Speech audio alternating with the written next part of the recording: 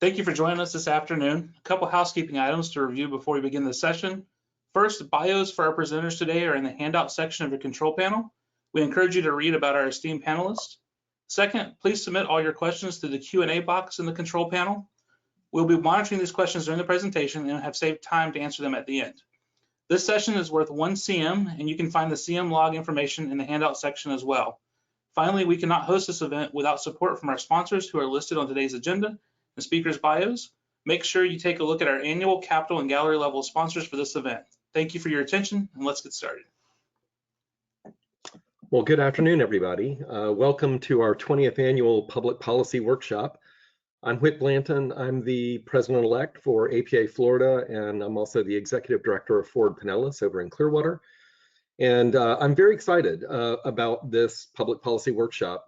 This is the 20th annual one that we've been doing for many years. It's the second annual one where I've been sitting in this chair. So I am looking forward to getting back to an in-person public policy workshop at some point, but I think the virtual format gives us a lot of flexibility and allows people to drop in and drop out, and nobody's having to make that long drive to Tallahassee. The other thing I'm excited about is we have an outstanding a lineup of panelists and topics that we'll be covering this afternoon and tomorrow morning. And I encourage you to take a look at the agenda and join us as long as you are able for as many of the sessions as possible, because I think they're all very well thought out and we have some really great speakers. This is the 50th anniversary of Florida's original Planning and Local Government Land Development Regulation Act. I think I got that title mostly right. So 50 years in, the focus of this workshop is looking back, looking at where we are at now, and looking ahead to the future, and understanding the trends, understanding the issues that are affecting not just growth management, but policy, planning, development, investment, all those things that are important to planners and the planning profession here in the state of Florida. So I'm encouraging you to stick around and enjoy the different sessions. It's a great privilege and honor today to introduce Steve Seibert as our keynote speaker. I first got to know Steve, well, I won't even say how many years ago, but many years ago when he was a Pinellas County Commissioner and I was a consultant. And it's interesting how full circle we've come. I'm now the director of the agency that he served on when he served for the MPO. But Steve is a well-known figure in Florida planning and growth management, former secretary of the Department of Community Affairs, former county commissioner involved in implementing growth management. You can read more about his bio in the handouts, but I did want to say just what a pleasure it is to have Steve here, and welcome. Steve, it's all yours. Well, thank you, Whit, for that generous introduction, and ladies and gentlemen, good afternoon. It is a great honor to be asked to address this organization. I am not a professional planner, as you know, but have spent most of my career among you. In my layman's definition of what a planner is, you are the creators and keepers of a community's vision and the architects of more sustainable communities. And this is true whether you serve the public, the private, or the not-for-profit sector. Yours is a significant role in a democracy. As the frontline troops for building a better Florida, you have a powerful opportunity and a responsibility even to enrich self-governance at the community level. So in light of the significance of your work, let me provide some thoughts about where planning has been, where it is today, and where I think it should go. One last introductory remark. The author Virginia Woolf wrote, "I should never be able to fulfill what is, I understand, the first duty of a lecturer, to hand you after an hour's discourse, a nugget of pure truth to wrap up between the pages of your notebooks and keep on the mantelpiece forever. All I could do was to offer you an opinion upon one minor point." So I don't know whether what I say today will constitute a nugget of pure truth or even an opinion upon one minor point. But proposed are two recurring themes I hope you will remember. Both derive from a lifetime of experiences, and I believe they have applicability to your future as planners and our collective future as citizens. The first involves how we go about anticipating the future. What are the disciplines involved in developing strategic foresight? The second makes the claim for exercising a common humility in our public business, a humility which reflects an old and treasured tradition in America and that requires the exercise of a civic muscle long atrophied, but still essential to self-governance. I will close with a plea to elevate these ethics to the forefront of all you do as planners. But first, from my perspective, some history. Like some of you on this call, we first engaged in growth management concepts in the early 1980s. I had joined the Pinellas County Attorney's staff as a young puppy lawyer and was assigned to the planning, zoning, and environmental departments. In the previous decade in Florida, the legislature had created water management districts and regional planning councils, developments of regional impact, and required a weak form of government planning pursuant to the Local Government Comprehensive Planning Act. But it wasn't enough. By 1984, the pressures caused by the state's rapid population growth ranked as the top concern in every citizen survey, and the legislature responded by creating the Growth Management Act. Now, here was the practical reality caused by the law. First, the State Department of Community Affairs would now review most land use changes made at the local level. That was a new step in the process. Before that, a city council or county commission could alter the local plan at every meeting, and it would immediately or after 30 days or so take effect. Now the state also had to approve it. This was both a substantive and perhaps more impactfully a procedural sea change. Secondly, the local government could only amend its plan twice a year. I think people forget the enormous change in process that entailed. Developers and landowners needed to time their changes carefully to avoid missing the cycle. And of course, now everyone could see the cumulative impacts of a group of proposed changes. Good or bad, the world of development in Florida had materially changed, and the state was now a significant player. The important point to note is the changing relationship between local communities and the state, with some involvement by regional agencies. That changing relationship we see repeatedly over the years, a long evolution that continues today. In those days, the state felt local governments were too permissive of ill-considered development decisions and that the state needed to intervene. This recalibration continued, as did our population growth. During my time at DCA in the early 2000s, the agency was reviewing approximately 10,000 amendments a year, while our staff believed only a couple hundred, and probably even fewer, actually mattered in the sense that they involved significant state interests. So we all tried to figure out what was truly appropriate for state review. There were some disconnects in the law, in my opinion, that cried out for reform. DCA was required by law to assess the economic impacts of local decisions, but we had no economists on staff and virtually no meaningful standards to follow in that regard. We had no authority to tie school planning to land use planning, but everyone knew that many parents were moving to areas with the highest ranking schools. That reality was not acknowledged in the law. The adequacy of water supply was determined by the size of the conveying pipes, the transmission lines, not on the capacity of the resource itself. We sought to increase density in the urban core. That was a public policy goal, but often those urban cores were in the coastal high hazard areas and were poorly served by decaying public infrastructure. Some of the state requirements, I thought, needed to be lessened, in part because of you, because community planning efforts, both private and public, were often really good, very collaborative, and reflected long-term choices based on significant community engagement. So we saw a continuing devolution of authority back to local communities, including the gutting of DCA's authority in 2011. That recalibration was cast as doing anything we could to ease the burden on business, get rid of any, quote, unnecessary regulation, end quote, which might hinder economic recovery after the Great Recession.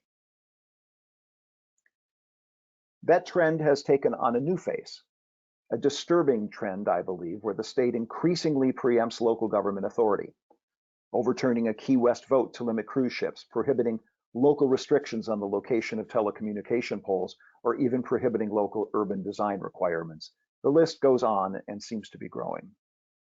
Today, the state is again second-guessing local decision-making, not because it is too permissive, as in the early days of growth management, but because it is too restrictive and perceived as not friendly to economic development.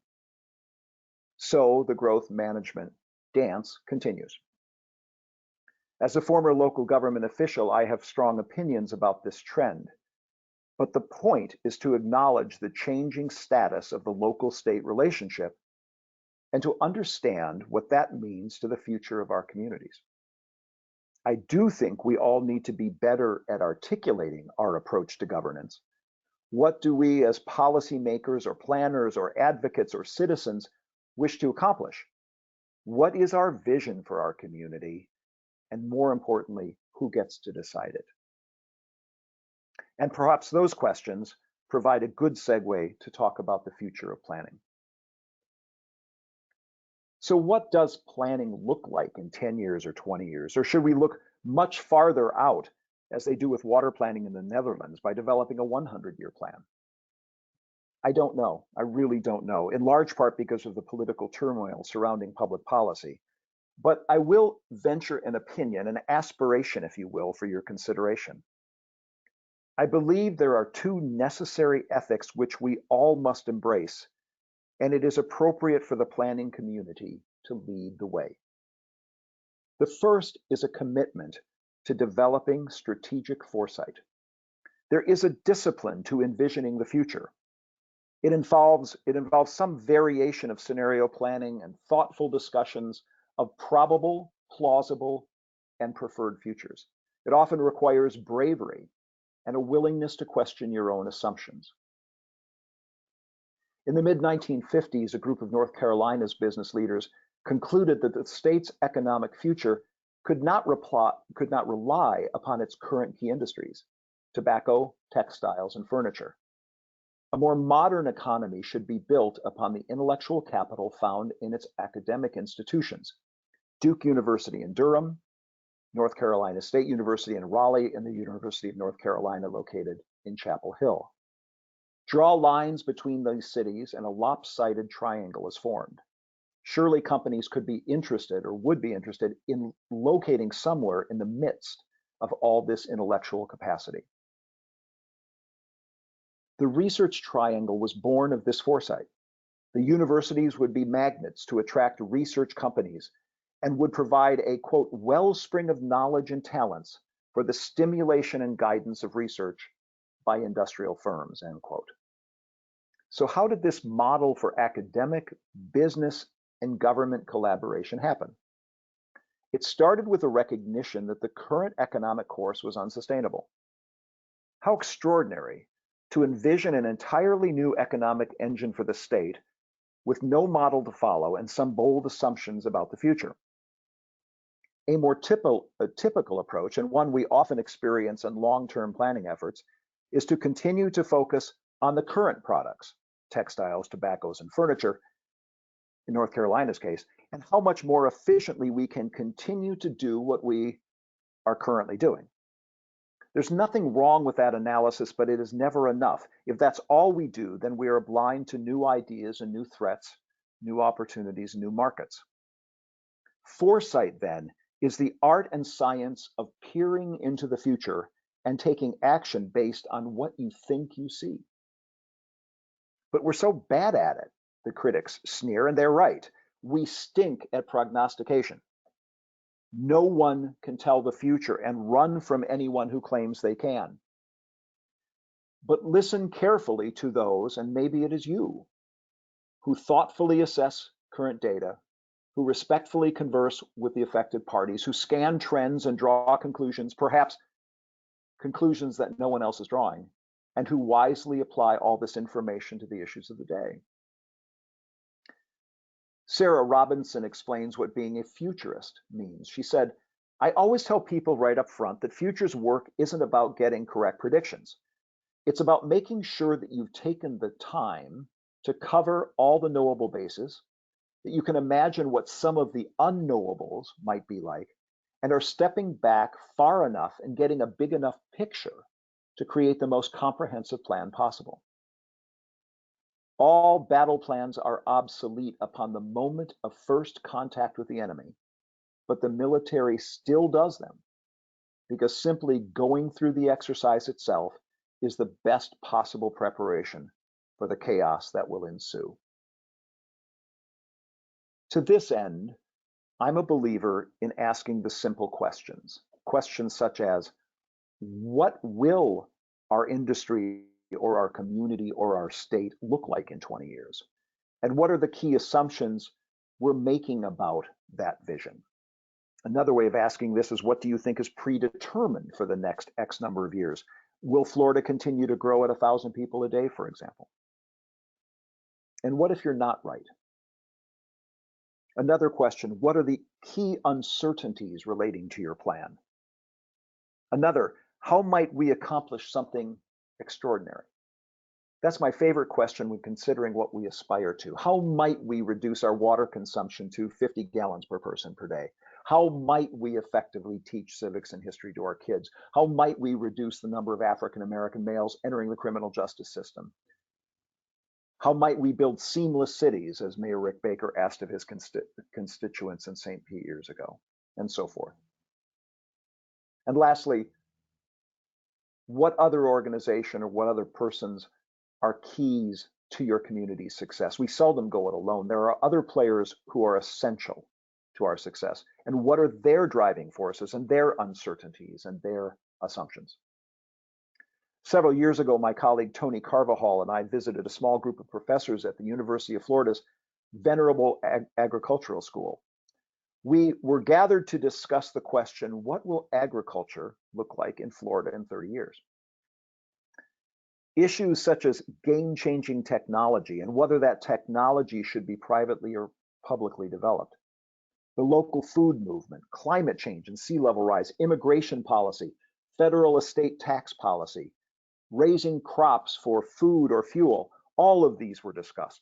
And after much debate, the professors agreed the essential question was, what will we eat? What will the rest of the world eat? And who will produce that food? Now, that is a precise question worthy of extensive research and discussion. At an annual meeting of the State Association of Foresters, a similar question was asked. What does forestry look like in 30 years? After an extended silence, one older gentleman stood and said, "My children have no interest in growing trees. It's at least a 20-year payback, and they have no intention of doing what my father did and what I do. They do not have the patience to be foresters. It's been a good life and a good living, but it's coming to an end." Looking out at the crowd, one could see 200 heads nodding in agreement. This was not an issue which had prompted any discussion prior to that comment. The issues that were discussed related to European markets and the price of saw timber and yield per acre. Yet this gentleman spoke an important truth in response to a simple question and uncovered a common reality in that industry. There is powerful magic in the simple question that can lead to powerful stories that engage communities. Let me give you an example. The Mont Fleur scenario process is a famous example of impactful storytelling. The year was 1991 and South Africa was in the throes of great change. Nelson Mandela had recently been released from 27 years in prison, and elections would soon be held, allowing all races to vote. This particular scenario planning process involved 22 prominent South Africans from across the ideological spectrum. And the purpose was to, quote, develop and disseminate a set of stories about what might happen in their country over the next 10 years. Their purpose was not to present definitive truths, but to stimulate debate on how to shape the next decade. Over the course of several weeks, the participants met at a compound called Montfleur, and they settled on 4 scenarios. They named them. The first was called the ostrich, in which a negotiated settlement to this crisis in South Africa is not achieved, and the country's government continues to be non-representative. The second scenario was called the lame duck, in which a settlement is achieved, but the transition to a new way of life is slow and indecisive. The third was called Icarus, in which transition is rapid, but the new government unwisely pursues unsustainable populist economic policies. And the fourth was called the flight of the Flamingo, in which the government's policies are sustainable and the country takes a path of inclusive growth and democracy. You know that a flock of flamingos takes off slowly, but they take off together. These scenarios were widely discussed in the newspapers, at the grocery stores, around the kitchen table, and the people ultimately bought into the flight of the flamingos as the preferred scenario to follow. Many attributed this visioning exercise as a key component to nation building under the new President Mandela. I had the honor of serving on an extraordinary county commission in Pinellas. We held a visioning session one year and concluded with 2 really simple priorities. The first was to encourage good commercial redevelopment along Highway 19. Most of you have a Highway 19 in your community, the old commercial corridor that at one time becomes dilapidated and a haven for adult uses and other undesirable activities. And the second was to resolve the Tampa Bay water wars. The vision was simple, at least for the next several years. As to the first, the commission would enact new regulations that made commercial redevelopment easier, and when applications were considered, be consistent and vote for them. The water wars were more complicated, but there was one element of strategic foresight worth mentioning right now. As a group, we concluded Pinellas could not develop an adequate drought-resistant water supply on its own. If we could have, we would have happily chosen that path. Instead, we needed to negotiate a regional solution. What had worked for decades before would not work in the future. So the bottom line on this first ethic is that there are time-tested methods to hone our skills in developing and exercising strategic foresight. We simply need to get better at this. The second ethic I recommend is to develop without reservation a commitment to public humility. In short, be humble and ask others around you to do the same. Humility is a willingness to listen respectfully to others and to question our own certainty. It requires the courage to compromise when appropriate. It values listening over yelling, discussion over dictate, patience over recklessness, and collaboration over power. The United States enjoys a treasured legacy of public humility.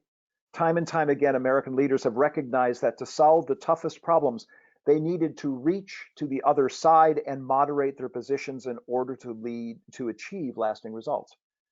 This is the essence of democracy. On the final day of the Constitutional Convention in 1787, the 81-year-old Benjamin Franklin prepared a short speech to the delegates seeking their support for the document. At that time, Franklin was the most recognized American in the world. If anyone had the intellectual status to tell others how to govern, it was he. Yet his plea was a humble one. He said, "I cannot help expressing a wish that every member of the convention who may still have objections to it would with me on this occasion doubt a little of his own infallibility," and put his name to this instrument. Doubt a little of his own infallibility.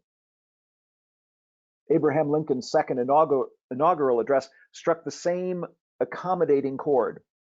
Lincoln noted both the common humanity and the moral failure of both sides. He said, "Both read the same Bible and pray to the same God, and each invokes his aid against the other. The prayers of both could not be answered. that of neither has been answered fully. He closed with no expression of that moral superiority which is so evident in current public discourse. You know these words. With malice toward none, with charity toward all.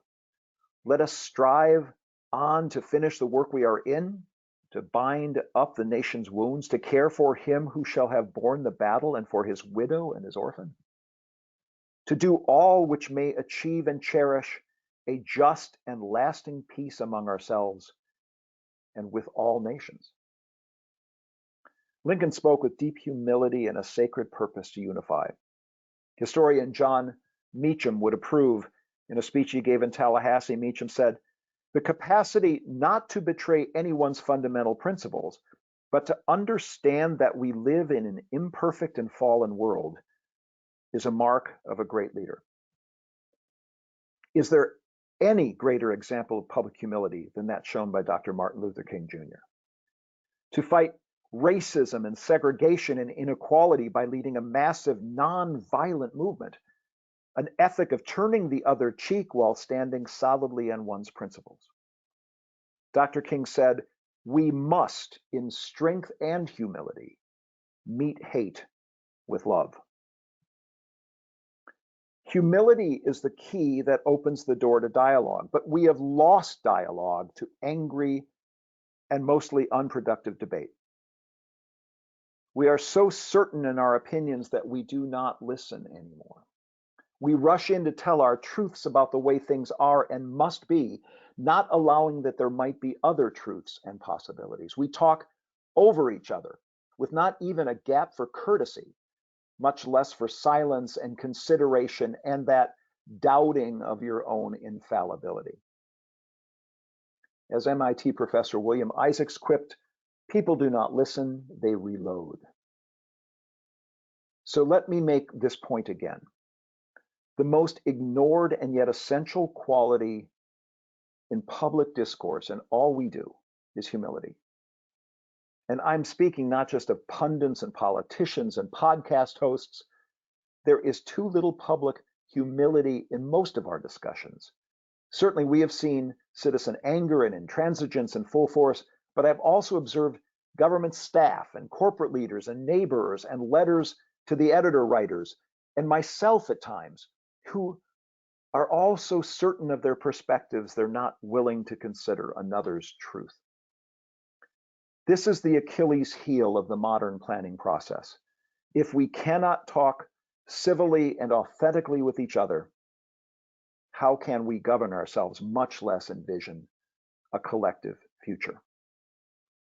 I acknowledge that, especially today, this is a very difficult ethic to promote, a very tall mountain to climb.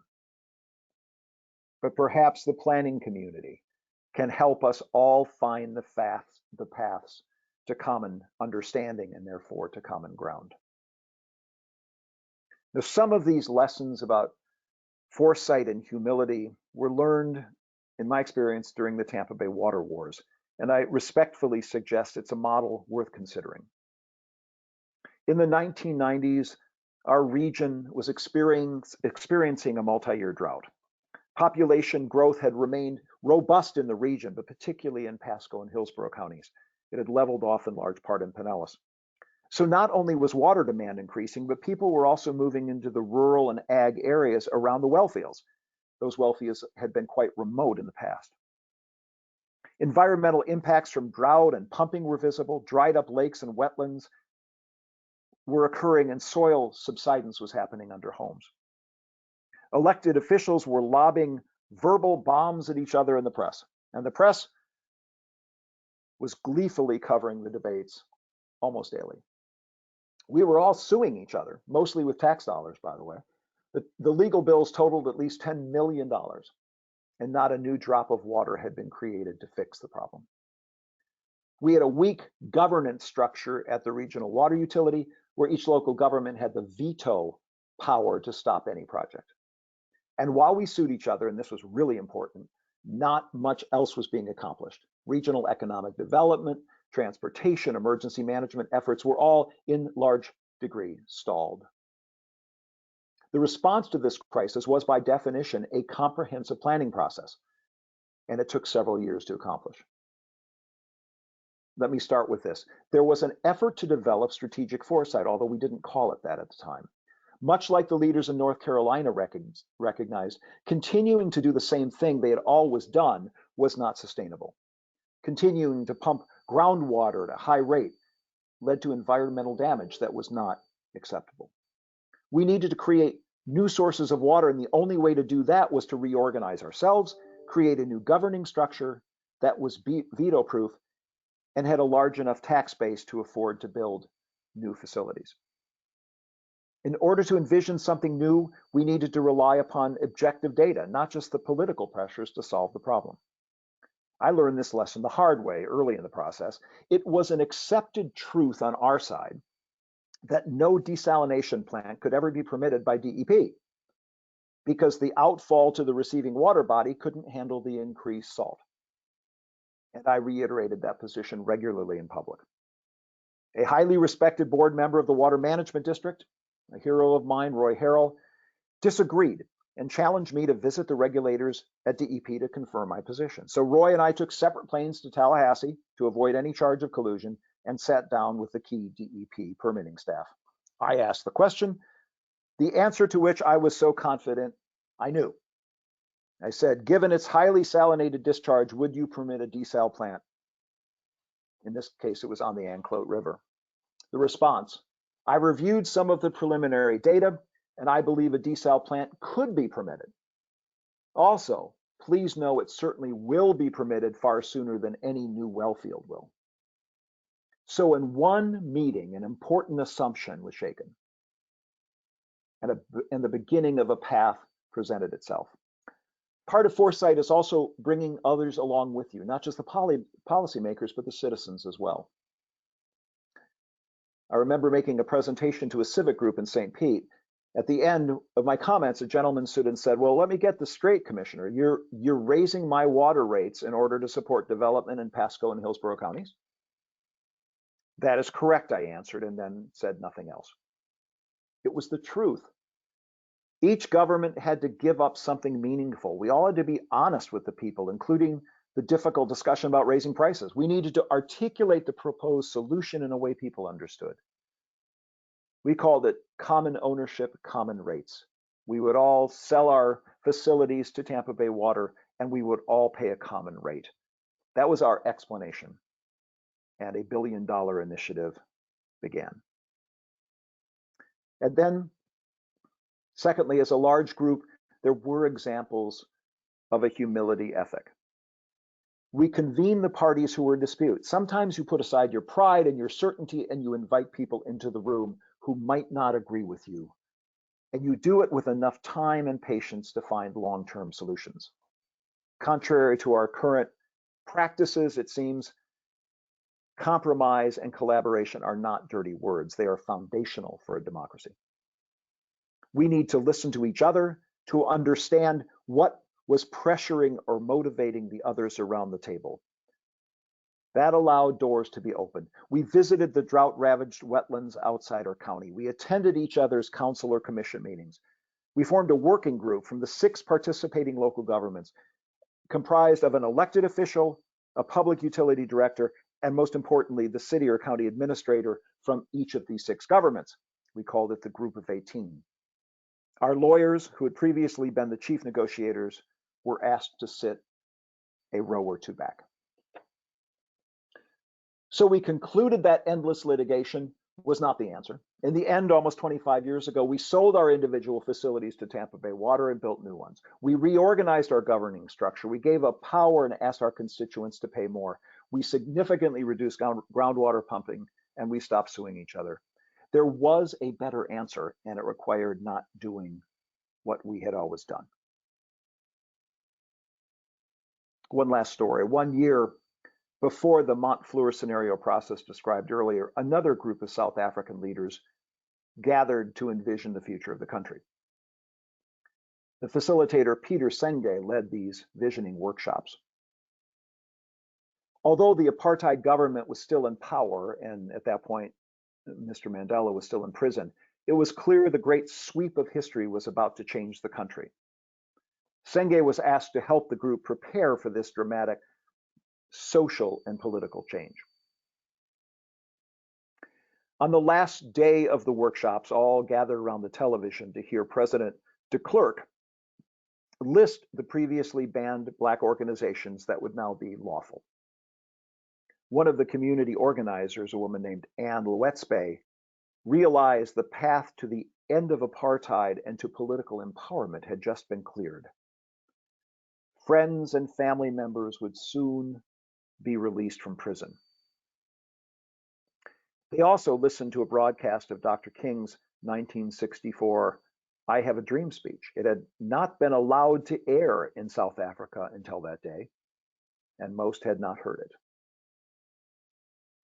Before the group broke up to leave, it was customary for each person to say whatever he or she wanted about the day's events. A tall Afrikaans business executive who had been relatively quiet during the previous session stood and looked directly at Anne Luetzbay, and with tears in his eyes, he quietly stated, "I want you to know that I was raised to think you were an animal." And then he began to cry. Senge writes, "As I watched this, I saw a huge knot become untied. I don't know how to describe it except to say that it was as if a rope simply became untied and broke apart. I knew intuitively that what had been holding him and so many others, prisoners of the past, was breaking. They were becoming free. From that moment, I never had any doubt that significant and lasting change would occur in South Africa." Senge's story is a glimpse into how foresight and humility can present in the real world. The 30 participants were collaboratively seeking a better path for the nation. The white businessman clearly and courageously stated the personal assumption he grew up believing, and without such candor, he and perhaps the entire group could not move forward. The very fact that people of fundamentally different views were in the same room and struggling to accommodate each other's values reflected humility in their relationships. And their whole purpose in gathering was to envision a different and better future. Each element of this process required the exercise of bravery, the courage to engage, to speak directly, to give up power, and to envision something different, even something very uncomfortable. The Latin root of the word resolve is solvare, to loosen or untie. Senge's intuition was that the bonds which had so severely separated the South African community were being untied by the participants, in large part by creating a new vision and by humbly engaging with those who were necessary to realize that vision. So in closing, let me conclude this meandering river of a talk. The principles underlying growth management policy have evolved over the years, perhaps in ways you support, perhaps not. It essentially involves a political process, however, and therefore falls within that great realm of how we choose to govern ourselves in a democracy. I have come to learn that winning ideas in one generation or administration may not last into the next. There is very little that is static in how we govern ourselves. But what lasts longer, in my experience, is how we come to public judgment in creating our own futures. In South Africa, in the Research Triangle, at Tampa Bay Water, healthy doses of both foresight and humility were employed, and the results have, in large part, endured.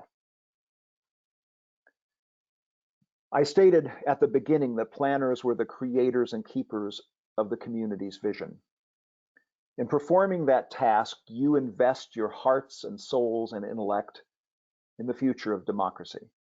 Those are the stakes we are all playing for. As a 40-year observer of your profession, I am grateful for your legacy of significant accomplishments and hopeful you will engage with a clear eye on the horizon and a humble attitude toward your fellow citizens, the greater challenges the future holds. Thank you for your attention this afternoon. Thank you very much, Steve. That was powerful. I appreciate that.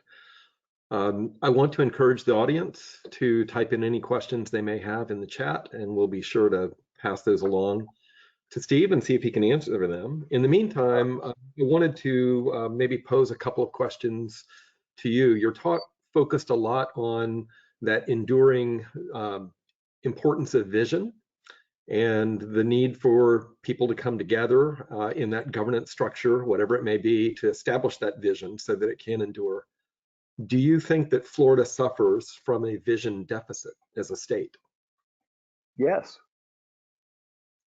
I think, yes. How's that? That's a good quick answer. I have to come up with another.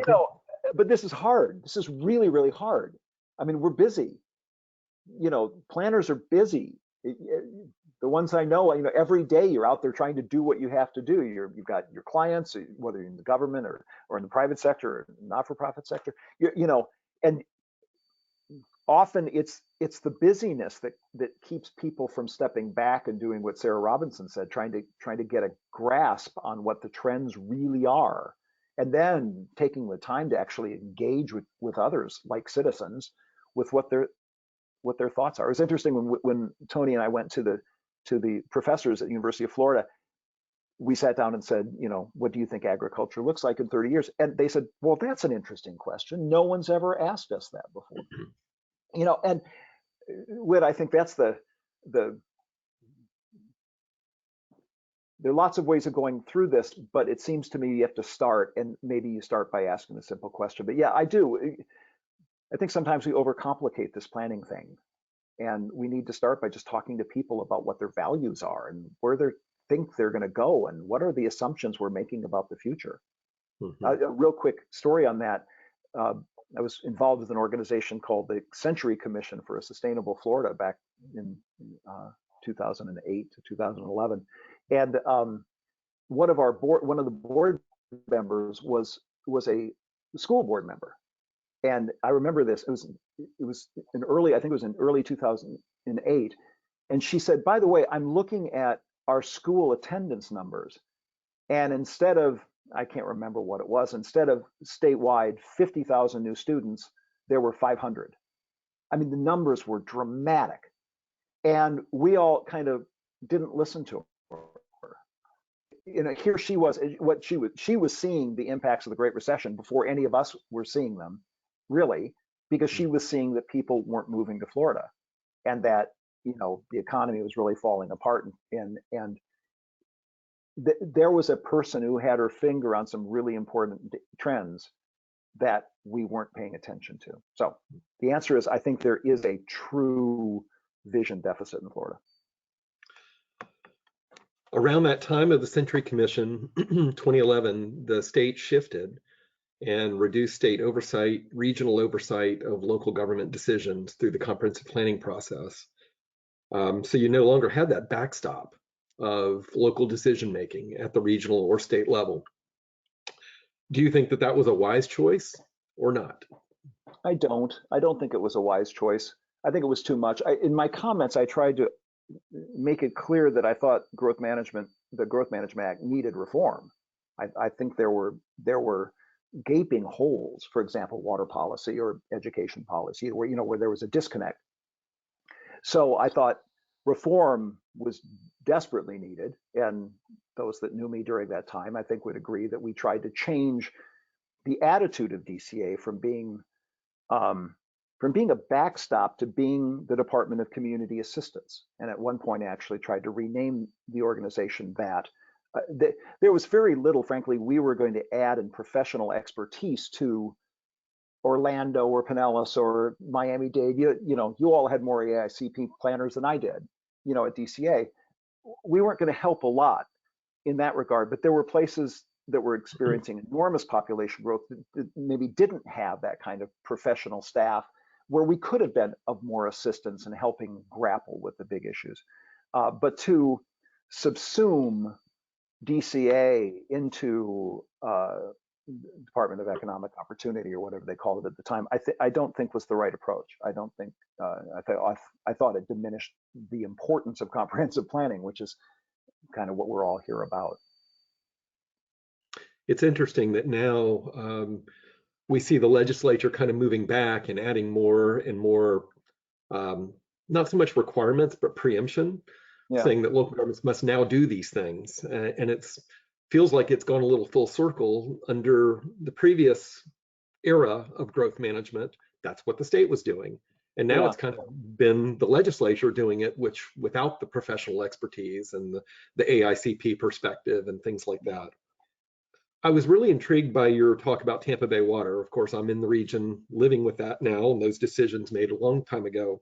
But we still struggle throughout Florida with regional partnerships, whether it be for water or transportation or environmental protection, things like that. What tools, in your view, are most important? What structures are most important to facilitate regional partnerships for inclusive growth? Wow. I wasn't prepared for that question. I snuck that one on you. Well, you know, I think, wow, that's a good question. That's a really good question. What are the kind of necessary elements here? Well, I won't answer it. I won't really answer it, but I'll give you a thought. When I mentioned the group of 18 in my presentation, what was really interesting about the group of 18 was not the elected official. They're usually at the table, and it wasn't the public utility directors. They're usually at the table in these conversations in water.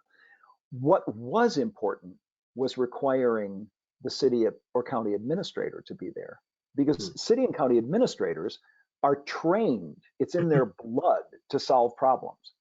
They don't. My experience has been they don't waffle. They're not waffling people.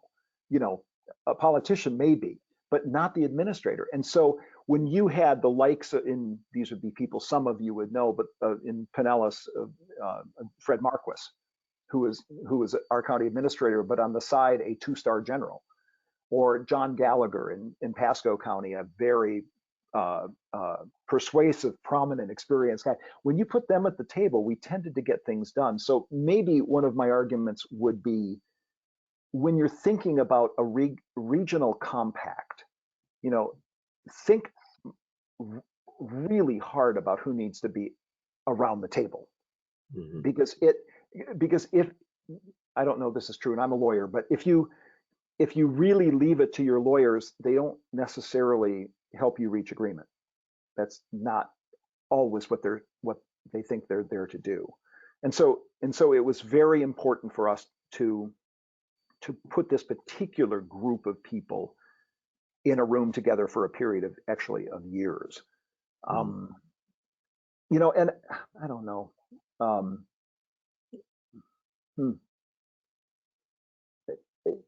Maybe the other thing to consider is to take the time to figure all this out. We don't take time to do much anymore. You know, we seek to solve these really complex problems in a hurry, and we tend to rely on power to do it. You know, we're going to go fix this because we can, because we have the power right now to do it. It doesn't last. I don't think it doesn't last. So the reason I think Tampa Bay Water continues to exist, and there are a lot of attempts to dismantle it, but is because it was truly collaborative and involved almost 3 years of deep conversation before the deal was hit. So who is in the room is really, really important. That's a good takeaway. All right, I've got one more for you. Hopefully it's not as tough as that one. As someone who's been at the local level and at the statewide level looking at growth management, planning, land development, regulation, all these things, it feels like in the last few years we've gotten further and further apart at the local and statewide level, especially with the legislature now preempting and overturning what cities have voted to do and things like that. How can we better develop mutual collaboration between the respective roles of the state and local government? Is there something missing that we're not doing that you feel like needs more attention? And maybe it's the right people in the room, but maybe it's something else. By the way, that is not an easier question than last week. I think I thought that would be resolved by having more local officials going to the legislature and more legislators actually serving on commissions and councils. That, you know, people tend to make that, it's not common, but we've seen a number of places where people make that jump. And only by serving in those different roles do you have a deep appreciation for the pressures that each one is under. That hasn't worked. I thought that would actually work in helping people be more respectful of the other kinds of jurisdictions, but I don't see that happening. So without having I don't have a good answer to this. I'm perplexed by growing farther apart. And maybe, so the answer is we do the best we can in whatever scope of authority we have. And maybe by really communicating well with our constituents, both private and public, with the people, if we're in the public sector, by exercising humility, maybe over time we can start to crack some of those, we can break some of those bonds that untie, as I said, untie those what's binding us right now. I think that's probably the only answer. One of the you made the point just a minute ago that we have kind of come full circle, and I hadn't thought about that until I started to prepare the speech. That in the early days, the state was saying, "We don't trust you, and we're going to intervene." Now the state's saying, "We don't trust you, we're going to intervene." So we have this long experience of not necessarily being on the same page in growth policies. And I suspect that maybe over time we'll be able to find more common ground if we just keep working at it. That's a good segue to a question that we received in the chat. First of all, great soulful talk from Steve Seibert, so soulful. Thank you. Would you agree that this is a great time for a new ELMS-like commission to reimagine Florida's future? Absolutely. I think that's a grand idea. I've not thought about that in a long time. It is absolutely time for another ELMS commission. Maybe we could ask Bob Rhodes to come out of retirement and do his magic again in helping us think that through. But yes, I think that's a superb idea. Now, will legislative leadership allow such a thing to happen? That's a much bigger question. All right, I don't see any other questions in the chat, so I want to thank you once again for the time you took to prepare this talk and deliver this talk today. I also want to thank our sponsors. I think I was negligent in doing that at the beginning. Our annual sponsors, Theriac in Spain, Wade Trim, the Corradino Group, Plus Urbia, AARP Florida. We also have capital level sponsors, Florida Regional Councils Association, Kimley Horn, and our gallery level sponsors, Depew Planning Services, the Planning Collaborative, Cambridge Systematics, and my agency, Forward Pinellas. Steve, thank you so much for being here today. To our participants, we will reconvene at 2:15, where we have a discussion that focuses on, well, I just lost my agenda, so sorry about that. On something important. Yeah, there we go. Nothing really important. No. So join us at 2:15 for the next step in our public policy workshop. Thank you all very much. Thank you all. Bye-bye.